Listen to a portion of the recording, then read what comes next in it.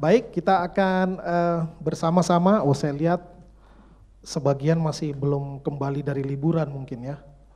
Ya, sebagian sudah kembali. Ya, saya lihat yang sempat mudik wajahnya seperti sudah refresh betul ya. Seperti nggak tahu. Atau malah capek ya, malah capek. Baik, kita akan bersama-sama merenungkan kebenaran firman Tuhan, tema yang sangat menarik.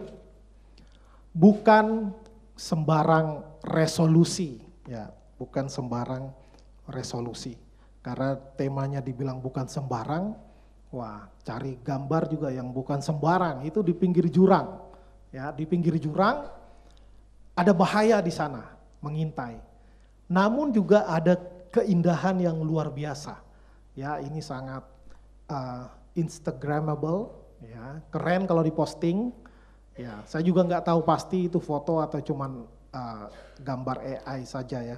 Yang pasti indah sekali, makanya saya ambil untuk gambar backgroundnya. Bukan sembarang.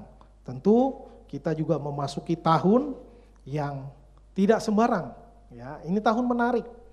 Kenapa? Karena harinya jumlahnya lebih banyak daripada tahun lalu, lebih banyak dari tahun sebelumnya juga. Ya, tahun 2024 harinya ada 366, ya, tahun kabisat namanya. Ya, anak sekolah nih harusnya tahu ya, kalau belum tahu sekarang dikasih tahu. Tahun kabisat dibilang guru saya adalah tahun yang habis dibagi 4, maksudnya bilangan bulat. Kalau dibagi 4 kan 20 bisa dibagi 4, 24 bisa dibagi 4. Ini habis dibagi 4, makanya tahun kabisat. Ya, baik, kita akan membaca satu bagian firman Tuhan untuk mendasari perenungan kita. Dari Amsal 15 ayat 22, demikian firman Tuhan. Kita baca sama-sama, 1, 2, 3. Rancangan gagal kalau tidak ada pertimbangan, tetapi terlaksana kalau penasihat banyak. Saya baca sekali lagi. Rancangan gagal kalau tidak ada pertimbangan, tetapi terlaksana kalau penasihat banyak. Ya, Amsal ini adalah kumpulan dari kata-kata bijak. Ya, kumpulan dari kata-kata bijak. Kalau sekarang ya di dunia pada umumnya dibilang peribahasa lah ya. Peribahasa tapi yang bijak ya, bukan yang untuk komedi atau bagaimana. Ini kumpulan dari kearifan-kearifan pada zaman itu yang tentu saja nilai-nilai kebenarannya tidak lekang oleh waktu. Sampai sekarang tetap ini relevan ya, relevan. Kalau kita mau tafsirkan secara tidak kaku ya, secara lebih fleksibel, kita bisa katakan bahwa semakin banyak pertimbangan, semakin banyak pandangan dari berbagai aspek, dari berbagai pihak, maka sebuah rancangan akan lebih berkualitas, akan lebih baik. Ya, penasihat, kalau penasihat banyak, penasihat ini bukan hanya kita mengerti, bukan hanya dari orang, tentu dari Tuhan. Tapi sama Tuhan kan kita nggak bisa ngobrol langsung, ya, nggak bisa audible, ngobrol langsung. Tetapi dari firman Tuhan. Maka salah satu penasihat terbaik atau penasihat terbaik adalah firman Tuhan, ya. Maka ketika kita merencanakan sesuatu, kita perhatikan dulu, menurut firman Tuhan bagaimana? Ini baik atau tidak? Benar atau tidak? Baik atau tidak? Bermanfaat atau tidak? Ya, itu dulu yang pertama. Lalu dari siapa? Bisa dari orang tua, penasihat. Bisa dari hamba Tuhan. Bisa dari orang-orang yang lebih berpengalaman dari kita. Bahkan bisa juga dari adik-adik kita. Dari orang yang katakanlah mungkin pengalamannya kalah banyak dari kita, tapi belum tentu mereka tidak mengerti. Bisa jadi untuk hal-hal tertentu mereka lebih expert daripada kita sendiri. Ya, mungkin dalam hal lain kita yang lebih baik, tapi setiap orang punya kelebihan, setiap orang punya kekurangan. Karena itu kita perlu terbuka, open minded, dan juga hati terbuka. Kita harus rendah hati, mau mendengarkan masukan dari berbagai pihak. Ya, ada orang yang katakanlah cenderung merasa paling tahu, merasa paling jago. Kalau berpendapat, pendapatnya dia pikir udah paling benar. Orang harus ngikut pendapat dia semua, tidak dibuka ruang diskusi. Ya, tetapi ada juga orang yang nggak mau mikir apa-apa, saya ngikut aja dah. ya, apa yang dibilang teman daripada nanti debat, daripada nanti ribut, ya, saya ikut aja, ikut yang banyak, ya, ikut yang suara terbanyak, demokrasi katanya, ya seperti itu. Nah, maka di sini sebenarnya ayat ini mendorong kita untuk memiliki rencana, ya, bahkan rencananya itu bukan sembarang resolusi, bukan sembarang rencana. Makanya dikatakan rancangan gagal kalau tidak ada pertimbangan, tetapi terlaksana kalau penasihat banyak. Banyaknya tentu bukan berarti minimal 10, bukan. Ya, 2, 3 saja sudah memadai. Ya, dan termasuk pertimbangan dari diri sendiri. Ya, orang yang punya relasi intim dengan Tuhan, yang dekat dengan Tuhan, bergaul karib dengan Tuhan, suka baca firman, suka merenungkan, suka mencari kehendak Tuhan, tentu tidak sembarangan dalam membuat resolusi. Sehingga resolusi yang dia buat, kalau dia buat, bukan sembarang resolusi. Ya, resolusi itu apa sih? Kalau di KBBI saya melihat seperti tidak terlalu presisi dengan yang dimaksudkan untuk perenungan firman Tuhan pada sore hari ini. Ya, Kamus Besar Bahasa Indonesia memberikan pengertian resolusi putusan atau kebulatan pendapat berupa permintaan atau tuntutan yang ditetapkan oleh rapat, musyawarah atau sidang, atau pernyataan tertulis biasanya berisi tuntutan tentang suatu hal. Ya, ini benar, ini juga pengertian dari resolusi, tetapi ini resolusi yang berupa tuntutan. Ya, kadang ada satu perkumpulan, katakanlah himpunan buruh misalnya, mau mengajukan tuntutan ke pemerintah, misalnya gaji naik minimal 10%, nah itu biasanya disebut resolusi, tuntutan. Ya, itu yang didefinisikan di dalam Kamus Besar Bahasa Indonesia. Ada makna lain lagi di Kamus Besar, tapi semakin jauh daripada makna yang kita mau diskusikan. Ya, ada resolusi tentang kualitas gambar, itu kan resolusinya gitu ya. Kalau kita yang seneng kamera, ya, yang gandrung kalau beli handphone, yang jadi penilaian utama kameranya, ya, resolusinya berapa megapiksel, ya, terutama kaum wanita, ya, biasanya yang diutamakan kamera depan, ya, kamera belakang 2 megapiksel nggak apa-apa, yang penting kamera depan 32 megapiksel. Dengan kemampuan beautifikasi, ya, menghilangkan bekas jerawat, ya kan, menyamarkan noda-noda yang ada, ya, jadi kelihatan kinclong. Nah, itu juga resolusi. Ya, namun secara umum yang kita maksudkan, yang kita bahas di sini, yaitu resolusi yang adalah sebuah janji, ya kalau bisa disebut janji ya, pada diri sendiri. Mungkin saya lebih senang membuat harapan, tetapi lebih serius dari itu, bukan sekedar berharap, makanya dipakai istilah janji, ya, pada diri sendiri atau keputusan untuk melakukan sesuatu, ya. Secara umum kita lihat dulu gambaran, ini menurut data, ini kan suka dibilang kita harus speak by data, ya. Kemarin debat capres kan gitu, datanya mana? Ya, ditanya data. Zaman sekarang data sangat penting, ya, data sangat penting. Saya mencoba mencari data tentang resolusi, ya, ini saya ambil dari tentu dari internet, ya, dari katadata.co.id, ya. Ini ada sebuah penelitian di tahun 2022, di akhir tepatnya, akhir 2022 menjelang 2023. Resolusi tahun baru paling populer di Indonesia, ya. Biasanya orang membahas resolusi tiap ujung tahun atau awal tahun. Sebenarnya resolusi tidak mesti di ujung tahun, tidak mesti di awal tahun, ya. Kapanpun boleh, ya. Karena itu seperti berdasarkan evaluasi, kemudian kita menetapkan target-target yang disebut resolusi untuk dicapai pada periode berikutnya. Kenapa biasanya akhir tahun awal tahun? Biar gampang ingetnya. Ya, akhir tahun, awal tahun gampang ingatnya. Kalau kita perhatikan ini resolusinya lebih banyak menabung, lebih hemat, rutin berolahraga, jaga pola makan sehat, bersosialisasi, capai berat badan ideal, coba hobi baru. Saya melihat ini sangat erat kaitannya dengan kondisi pandemi COVID-19. Ya, COVID-19 sekarang udah 2024 ya. COVID-nya belum hilang-hilang, malah belakangan naik lagi. Ya, hanya orang nggak terlalu lagi ketakutan seperti dulu.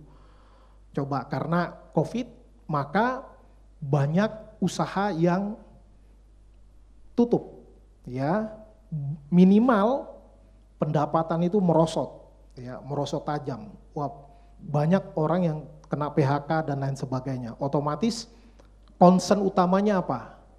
Lebih banyak menabung dan lebih hemat. Ya, kalau ini dipakai terus bagus sebenarnya. Hanya waktu itu orang sangat khawatir dengan ekonomi, jadi seirit mungkin. Ya, lalu rutin olahraga supaya daya tahan tubuh lebih kuat, supaya nggak gampang sakit, terutama kalau kena COVID peluang sembuhnya tinggi. Ya, lalu sama juga jaga pola makan sehat, lalu bersosialisasi. Orang di dalam rumah terus, maka banyak yang bersosialisasi hanya melalui media sosial atau sosial media. Ya, maka baru tahun inilah gencar orang liburan kemana-mana, ya, liburan, mudik dan lain sebagainya. Bahkan liburannya nggak cukup lagi 1-2 hari, manjang, ya, sampai keluar istilah baru staycation, ya, vacation liburan tapi stay agak lama, stay longer, namanya staycation, ya. Nah, lalu ada capai berat badan ideal, tentu kaitan dengan kesehatan dan coba hobi baru. Ya, di masa COVID banyak hobi baru, ya, ada yang belajar masak karena nggak bisa kemana-mana, ada yang pangkas rambut. Nah, itu banyak skill baru waktu COVID, orang pada belajar pangkas rambut. Kenapa? Karena salon tutup semua. Ya, coba hobi baru, coba keterampilan baru. Ini gambaran resolusi tahun baru paling populer. Tentu 2024 belum disurvei karena sekarang surveinya semua elektabilitas capres, cawapres, ya. Yang begini-begini orang udah nggak kepikiran. Mungkin tahun depan ramai lagi survei-survei resolusi. Ya, tahun ini segenap perhatian disedot kepada kontestasi pilpres, ya, dan pemilihan legislatif. Nah, kalau kita perhatikan ini semua kaitannya tentang diri sendiri. Ya, memang resolusi kebanyakan itu untuk pribadi, ya. Tetapi nanti kita belajar dan didorong supaya jangan hanya untuk pribadi, ya. Bukan supaya apa? Supaya kita resolusi kita bukan sembarang resolusi. Apa sih maksudnya bukan sembarang resolusi? Nah, biasanya nih yang punya ide banyak siapa nih? Bang Juna. Nah, coba Bang Juna. Kira-kira sembarang resolusi itu apa sih? Ya, menurut Anda, karena kalau menurut Anda jawabannya nggak salah karena itu menurut Anda. Ya, makanya saya tanyanya menurut Anda. Kalau saya bilang salah berarti saya salah. Berarti Bapak nggak nurut sama saya kan menurut saya. Kalau nggak mau nurut ya sudah bilang.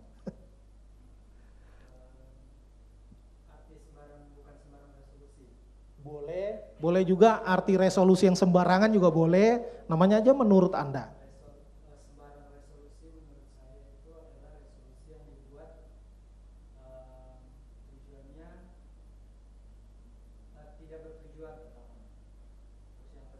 Tidak bertujuan ya yang pertama. Terus?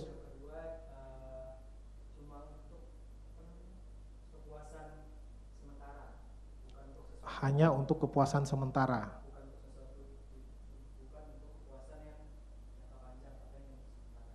Ya.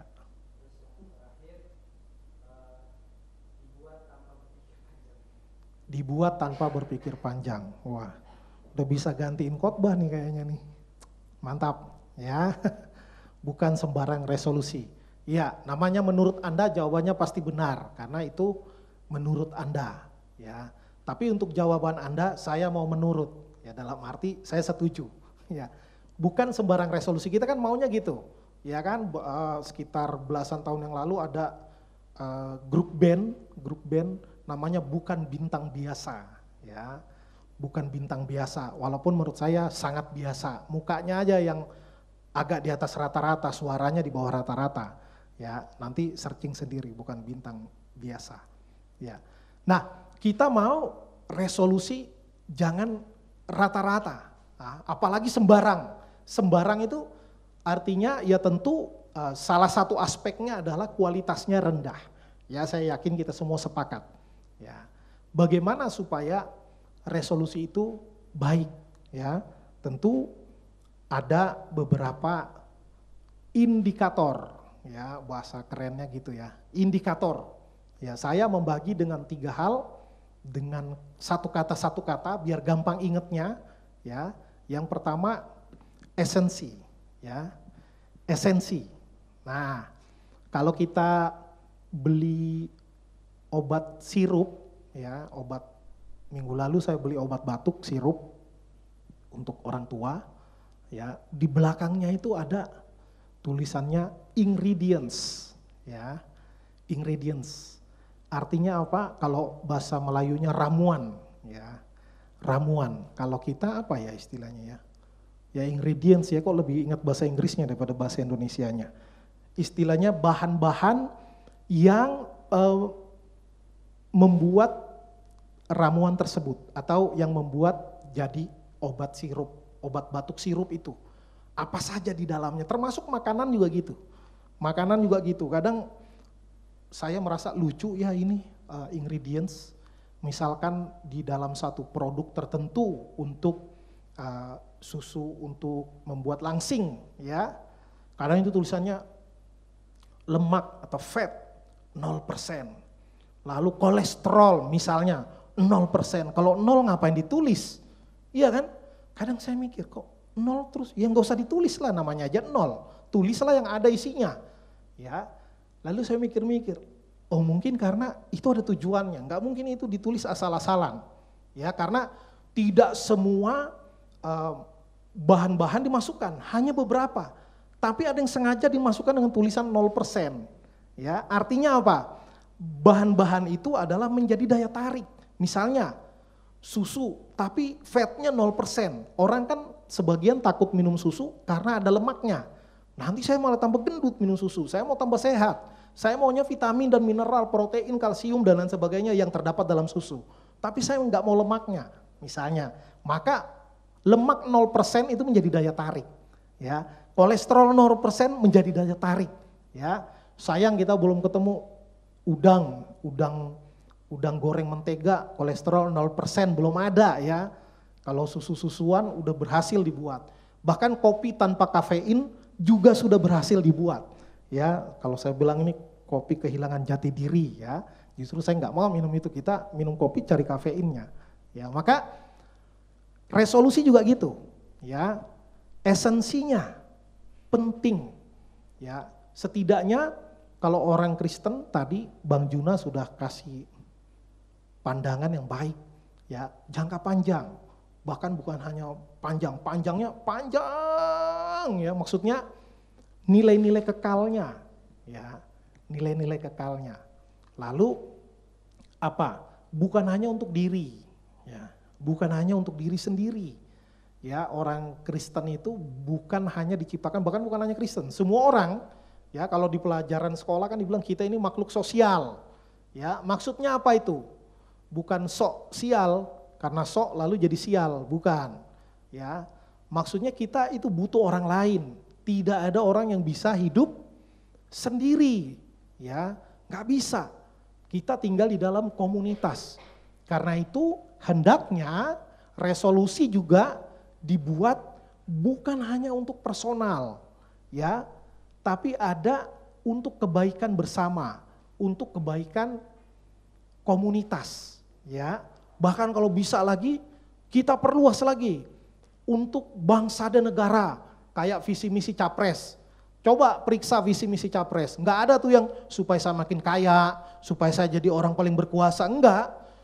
Saya akan memajukan perekonomian, menekan inflasi, ya, akan membuat Indonesia dihormati di antara bangsa-bangsa. Nggak ada yang untuk diri sendiri, ya. Entah nanti bisa dilaksanakan atau enggak itu nomor sekian, ya. Setidaknya secara esensi udah baik, ya, udah baik, nggak ada yang jelek, ya. Kalau visi misi, apalagi capres ya, cakupannya udah nasional, cakupannya udah nasional. Nah, itu esensinya, ya, bukan hanya untuk pribadi, ya. Kalau untuk pribadi ada nanti ya, kita lihat nanti, ini contoh nih contoh New Year's resolutions. Itu paling banyak untuk pribadi, karena memang kebanyakan resolusi itu memang untuk pribadi. Ya, saya bacakan beberapa ini, drink enough water, minum air yang cukup. Ya, lalu move more seatless, lebih banyak bergerak, lebih sedikit duduk. Ya, lalu make plans to explore and travel, membuat rencana untuk bereksplorasi dan jalan-jalan. Ya, macam-macam di sini. Tapi kebanyakan memang untuk diri sendiri. Ini nomor 11 ini menarik. Develop a skincare routine. Ya, membangun rutinitas untuk merawat kulit. Ya, waktu saya SD saya nggak bisa ngomong skincare, saya ngomongnya skincare. Ya, skin. Ya. Kebanyakan untuk diri sendiri.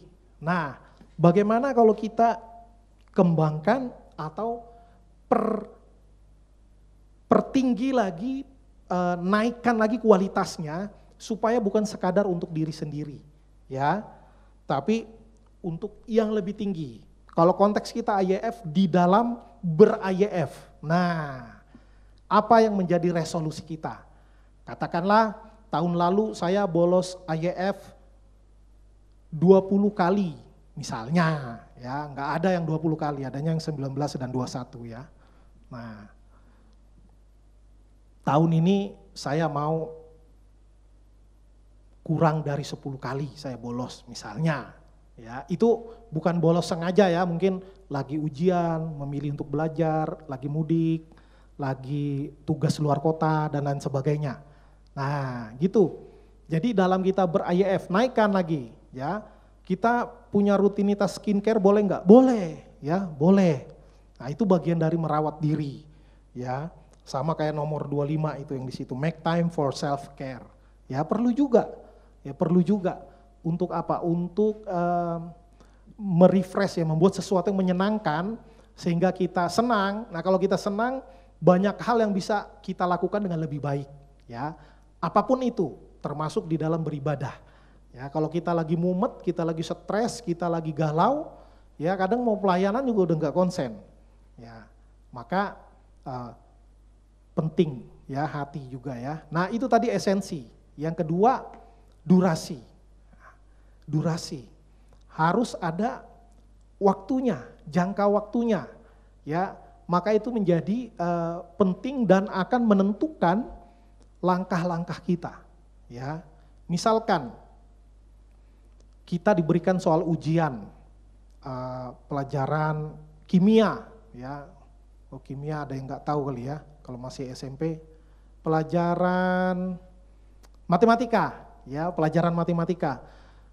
Dalam satu ujian misalkan dikasih, ini waktunya 2 jam, 120 menit, kerjakan 40 soal, ya.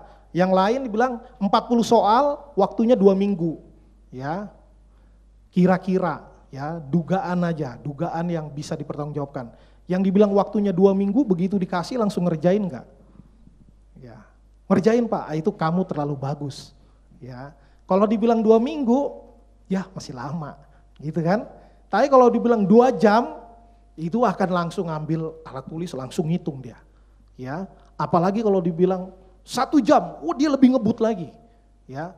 Maka dari durasi itu akan juga mempengaruhi bagaimana kita mengejar target atau mengejar resolusi itu biar tercapai, ya.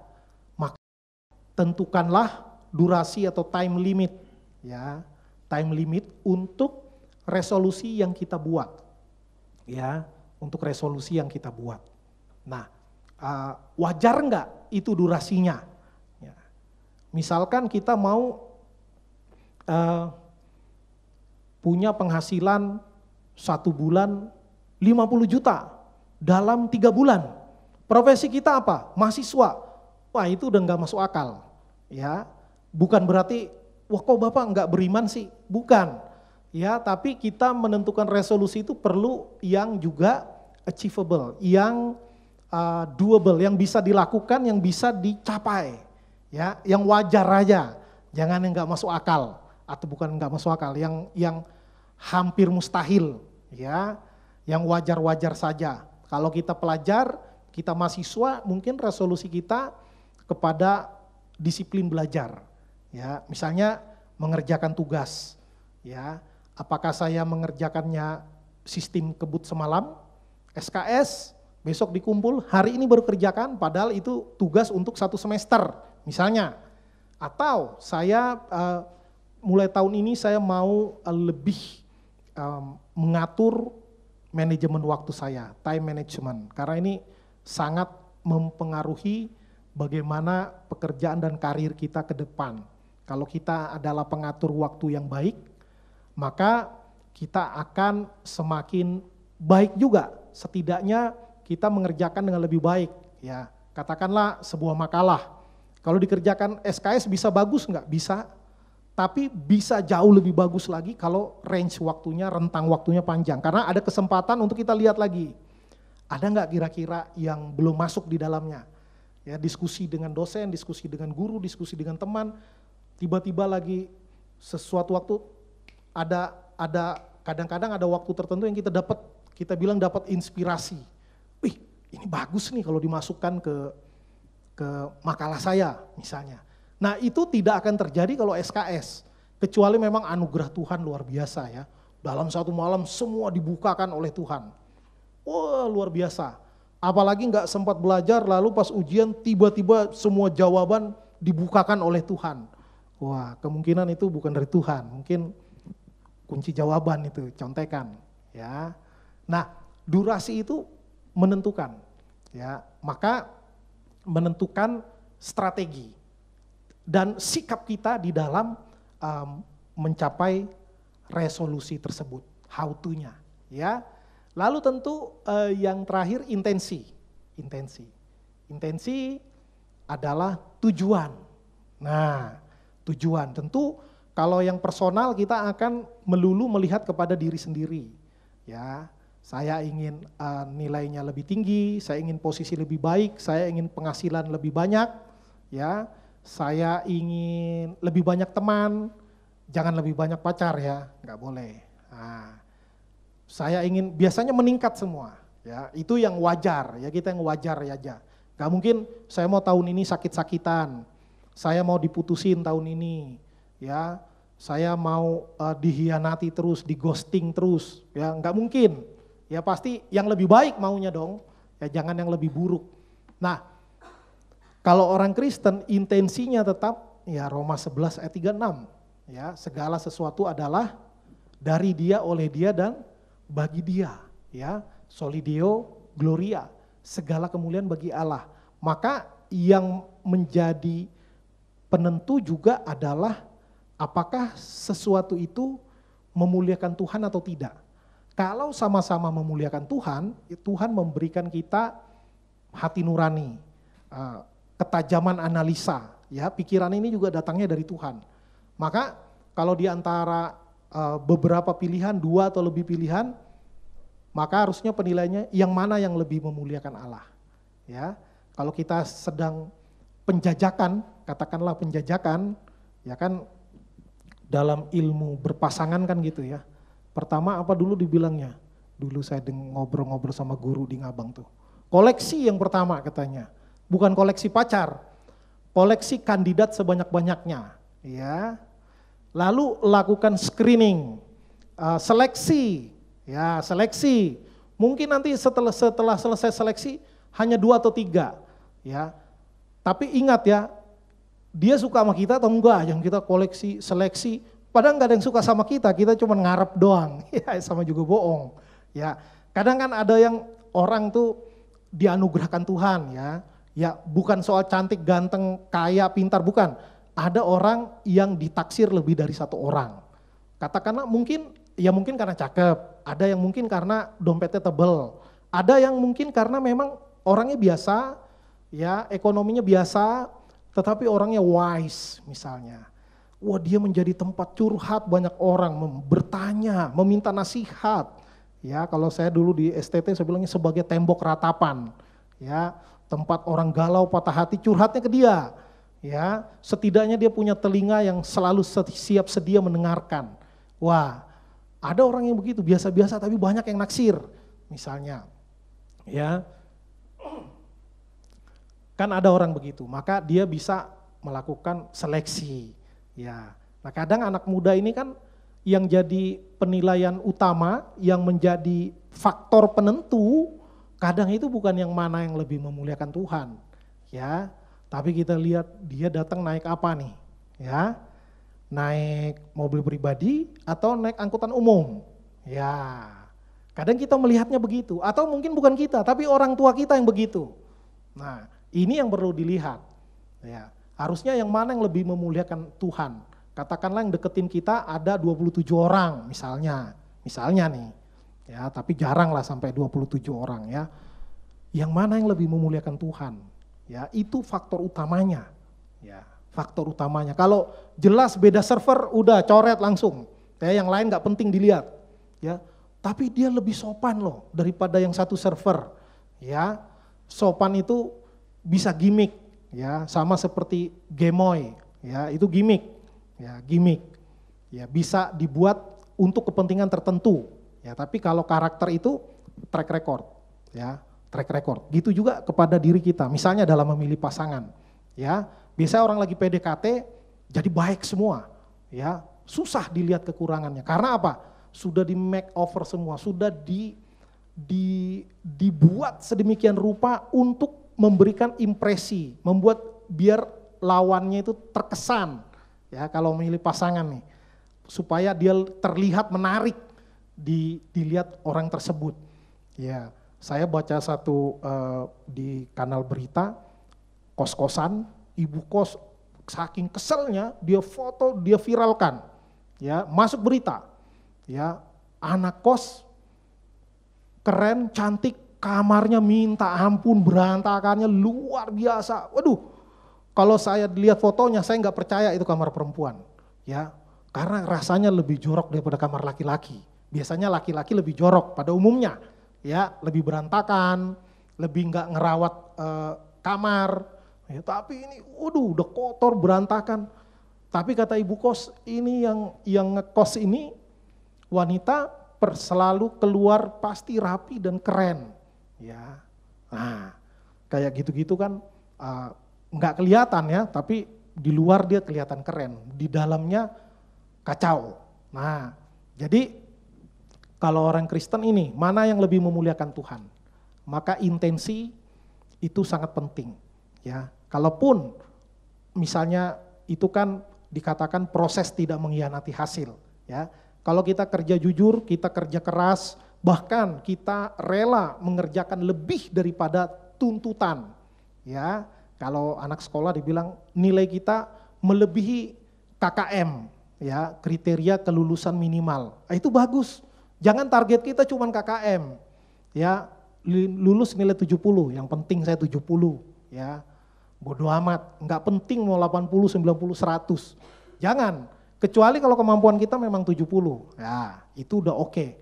Termasuk di dalam studi, di dalam karir, di dalam memilih pekerjaan, yang mana yang lebih memuliakan Tuhan, ya. Bisnis yang satu menggiurkan, keuntungannya bisa 10 kali lipat daripada bisnis yang lainnya. Tapi bisnis yang keuntungan 10 kali lipat itu ilegal misalnya.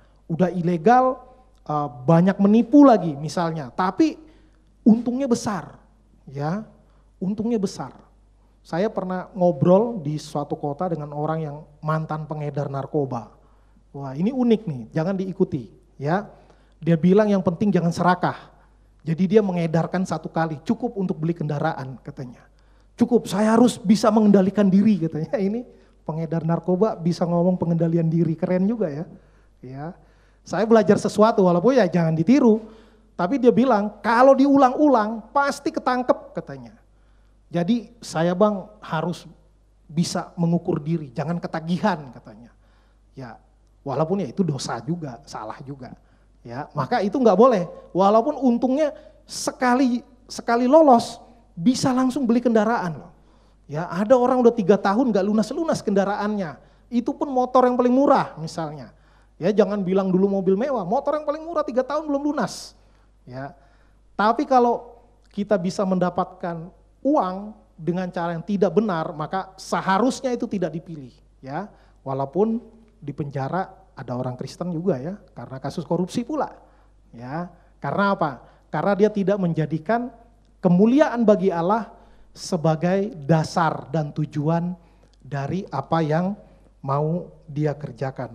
Maka sebagai muda-mudi Kristen, apapun yang kita perbuat, maka itu soli Deo Gloria harus menjadi pusatnya, ya, menjadi pusatnya dari semua aspek kehidupan, ya, aspek apapun itu yang menjadi titik tengahnya itu harus kemuliaan Allah, ya, bukan kemuliaan diri, tapi kemuliaan Allah.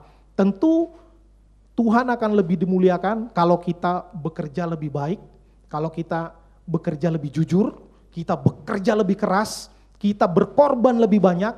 Nah, tentu itu lebih memuliakan Tuhan. Ya, hanya tidak otomatis, ya. Ada tanggung jawab kita. Ya, kalau bahasa yang sering dibilang ada harga yang harus dibayar. Ya. Bagaimana? Nah, maka sebagai penutup, ya, waktunya sudah habis ya. Sebagai penutup ada 3 kata perintah di sini. Ya, tandanya pakai kata lah. Ya. Nanti kalian terakhir jawabnya baiklah gitu ya. Yang pertama buatlah. Nah, tadi menurut satu survei juga orang Indonesia ini pun tentu saya tidak tahu itu tingkat kesalahannya berapa. Ya, kalau sekarang kan kebanyakan dibilang 5%, ya. Tiru 5% survei-survei yang sekarang. Ya, dibilang survei itu di tahun yang sama dikatakan orang Indonesia yang membuat resolusi hanya 68%, ya, dan tidak dijabarkan lagi. Saya duga dari 68% itu resolusinya dalam hati, ya, dalam hati atau dalam pikiran, tidak ditulis, ya. Maka gambarnya itu tulisan. Kalau belum ditulis, tulislah, ya, minimal di handphone, lebih bagus daripada di kertas selembar langsung hilang, ya, kena bocor lagi, ya kan. Tulis di handphone kan ada notes tuh, catat, ya, apa yang menjadi resolusi kita di tahun ini. Bagi yang belum buat, ya, bagi yang sudah buat, periksalah, ya, periksa dulu. Ingat tadi, rencana akan terlaksana kalau penasihat banyak. Nah, setelah mendengar khotbah, kalau sudah ada resolusi, periksa lagi. Resolusi kita sangat egosentris, hanya kepada diri sendiri, pemuasan diri, atau sudah ada nilai-nilai komunal di dalamnya. Ya, harus masukkan satu resolusi saya di dalam ber-IYF. Nah, ya, saya sekarang lagi belajar musik nih, ya. Untuk apa? Untuk tambah-tambah skill aja. Terus, ya pokoknya saya tahu dikit-dikit lah, ya. Mending itu sih, tapi akan jauh lebih baik lagi, katakanlah, wah mungkin suatu saat kalau saya sudah mencapai level tertentu, saya bisa terlibat pelayanan, main musik, misalnya di IYF. Wah kan saya belum pro, ya itu bagian dari proses, ya, bagian dari proses. Coba tanya Kak Kenan yang udah pro mainnya, 20 tahun lalu dia pro enggak? Udah pasti belum. Masih belajar, tapi melalui proses, ya, ada salahnya enggak? Pasti ada salahnya, namanya proses. Ya kan, kalau langsung jadi itu produksi pabrik. Kita meningkatkan kapasitas, kualitas, keterampilan itu perlu proses. Perlu apa? Perlu jam terbang istilahnya, bukan berarti pilot ya. Perlu banyak pengalaman. Dari pengalamanlah kita belajar, dari kekurangan, dari kesalahan, termasuk main musik. Nih orang yang jago 4 orang, satu jago drum, satu jago gitar, satu jago bass, satu jago keyboard, atau katakanlah ada perkusi dan lain sebagainya, sama-sama jago, belum tentu cocok mainnya. Ya, dibilang chemistry, ya, chemistry-nya. Si itu kayaknya lebih cocoknya sama si Anu. Ya. Ada yang namanya chemistry. Nah, tapi juga chemistry bisa dibangun. Gimana caranya? Ya, learning by doing, ya kan? Belajar dengan melakukan. Dari situ nanti membangun chemistry, kecocokan, ya, kecocokan dan lain sebagainya, komunikasi di dalam pelayanan, ya, di dalam pertemanan, di dalam apapun juga. Nah, itu semua penting. Ya. Maka tambahkan satu resolusi minimal untuk IEF. Ya, saya bisa apa nih di IEF? Minimal kehadiran lebih, frekuensinya lebih banyak. Ya, frekuensinya lebih banyak. Lalu pelayanan apa yang saya bisa berbagian di dalamnya? Nah, itu baru namanya bukan sembarang resolusi. Nah, kata sembarang kayak nggak enak ya, kayak jelek banget. Bukan sekadar resolusi. Ya, mungkin saya lebih halus sedikit, agak diplomasi ya. Bukan sekadar resolusi, tapi resolusi yang ditingkatkan. Resolusi yang disempurnakan. Wah, tapi nggak sempurna lah ya. Ya, maka setelah diperiksa, periksa, laksanakan. Ya, ini kayak pembina upacara nih. Laksanakan, siap, laksanakan. Nah, gitu. Jadi itu yang menjadi perenungan kita pada hari ini. Nanti terakhir bilang jawab dengan baiklah ya. Buatlah, periksalah, laksanakanlah. Apa jawabmu? Ya, baiklah bukan cuma persetujuan pikiran ya, tapi dilaksanakan nanti. Amin. Mari kita berdoa.